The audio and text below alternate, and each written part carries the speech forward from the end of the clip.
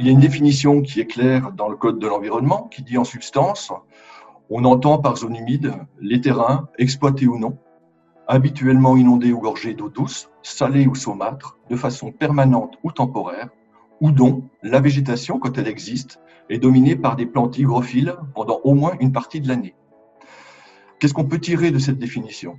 C'est que pour qu'une zone humide existe, il faut que le sol soit saturé en eau de manière permanente ou temporaire. Cet excès d'eau, il va générer en fait une privation d'oxygène dans le sol. Et cette privation d'oxygène, elle va se solder par des critères et des marques d'hydromorphie qui sont caractéristiques.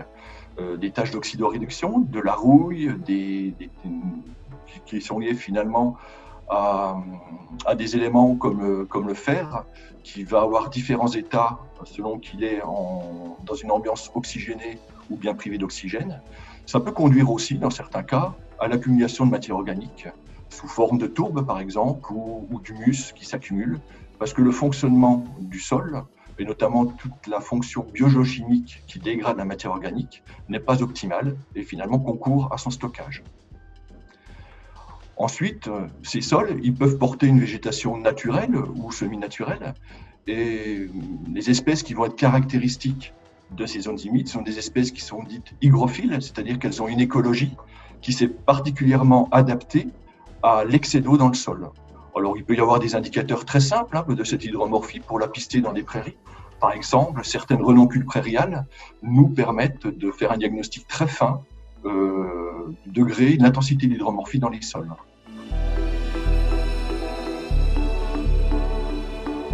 C'est un petit peu une boîte noire d'une certaine façon, c'est-à-dire on sait que depuis le début du XXe siècle, elles ont perdu 50% de superficie.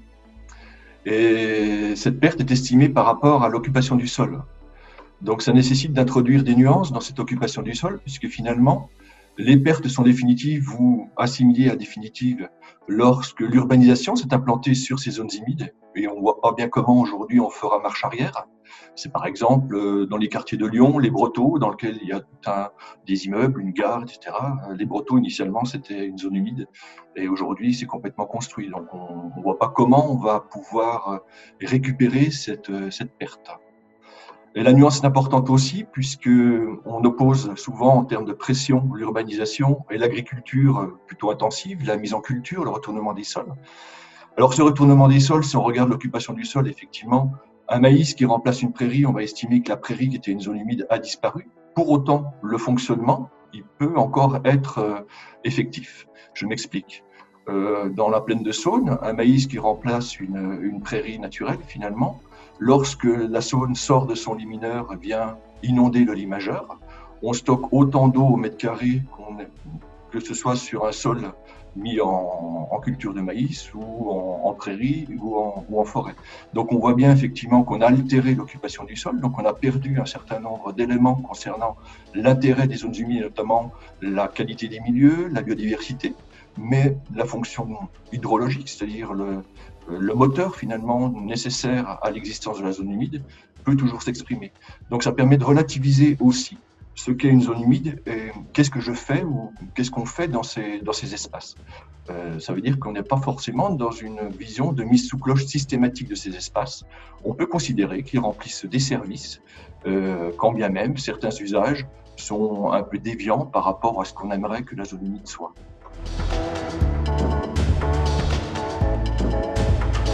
Alors, ces zones humides, elles sont plurielles en fait. On les trouve dans différents types de situations. En tout cas, ce qu'elles jouent comme rôle au niveau du territoire, c'est qu'elles régulent le cycle de l'eau. Que ce soit les précipitations qui peuvent être abondantes, qui sont stockées, qui sont restituées plus tard.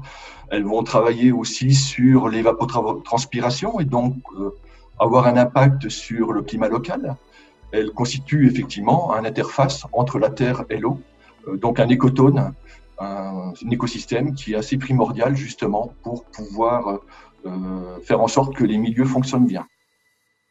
Il est important aussi parce que ces zones humides, elles recyclent les matières minérales et les matières organiques qui sont transportées par les flux d'eau. Elle participe à l'expansion des crues et à la protection des biens et des personnes, donc c'est quelque chose d'important. Ça rejoint ce que je disais tout à l'heure sur le Val-de-Saône. C'est pas parce que je suis en culture de maïs dans un espace inondable qui était plutôt dédié à la prairie initialement que les zones humides ne remplissent plus leur rôle. Et ça permet aussi d'apporter une nuance sur ce que sont les zones humides. Dans une plaine alluviale régulièrement inondée, les zones humides constituent l'ensemble du champ d'inondation qui est soumis à cette pression d'inondation, et pas seulement les milieux humides reconnus en tant que tels à l'unité, par exemple une mare ou une prairie marécageuse. Ensuite, elles sont vraiment essentielles à la biodiversité, puisqu'on considère que 30% des espèces végétales au plan national ou régional sont protégées, existent dans ces zones humides.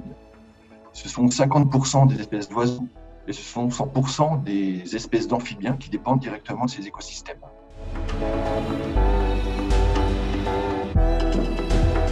Vis-à-vis du changement climatique, où on voit une dérive à la fois des températures, une dérive des précipitations, avec des rythmes de précipitations qui peuvent être différents par rapport à ce qu'on a connu jusqu'alors, les zones humides constituent d'excellents candidats pour l'atténuation des effets du changement climatique. Pourquoi ? Parce que par rapport à la végétation, avec l'énergie solaire et la chlorophylle, les végétaux vont synthétiser le carbone et le fixer sous forme de biomasse.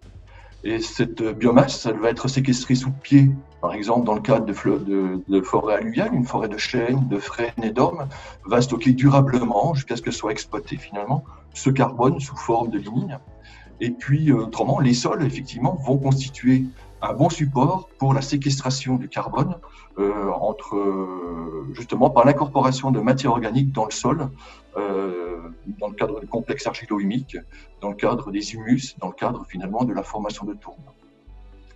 Donc ce qui est intéressant aussi, c'est qu'une zone humide qui fonctionne bien d'un point de vue hydrologique, finalement, elle va limiter la formation de gaz à effet de serre, qui peuvent être le méthane, le gaz carbonique, le SO2, le S2O, pardon.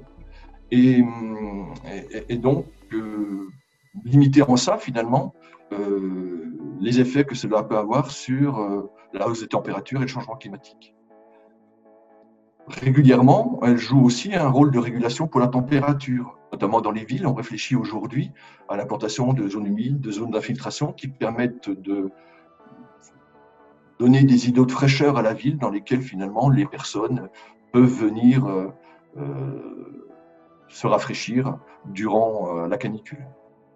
C'est pourquoi finalement il est important de préserver les zones humides existantes, mais aussi de restaurer celles qui ont perdu finalement leur efficience, leur bon fonctionnement, pour pérenniser les services qu'elles rendent et les bénéfices que la société en tire. Et ça c'est important puisqu'on a souvent des services qui sont gratuits. Et donc il est important de pouvoir en tirer profit et de ne pas s'en passer finalement.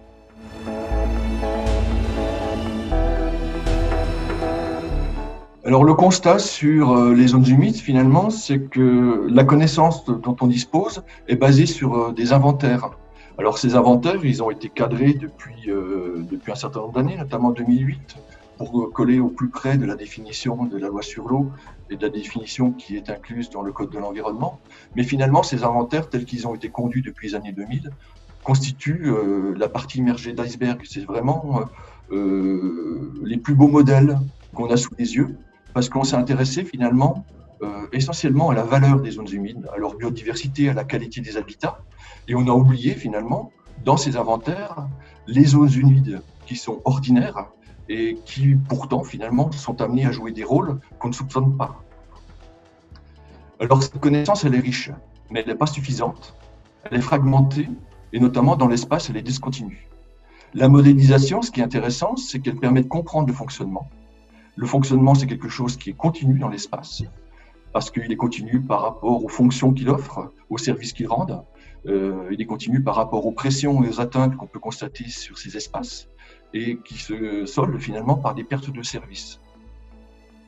Donc ce qui est important, c'est que dans une modélisation, ça permet d'inclure les zones humides dans les réflexions de l'aménagement du territoire pour organiser leur gestion. Alors que finalement, quand on considère les inventaires, on procède plutôt par exclusion, en disant cette zone-là, elle est inventoriée, on n'a pas le droit de l'intégrer dans l'aménagement. Et finalement, ça génère des distorsions finalement dans l'appréhension de l'objet zone humide, en disant que finalement, c'est quelque chose qui interdit tout. Alors qu'on voit très bien qu'on peut avoir des usages multiples et variés, et ces usages multiples et variés, un grand nombre d'entre eux sont tout à fait compatibles avec le bon fonctionnement de la zone humide.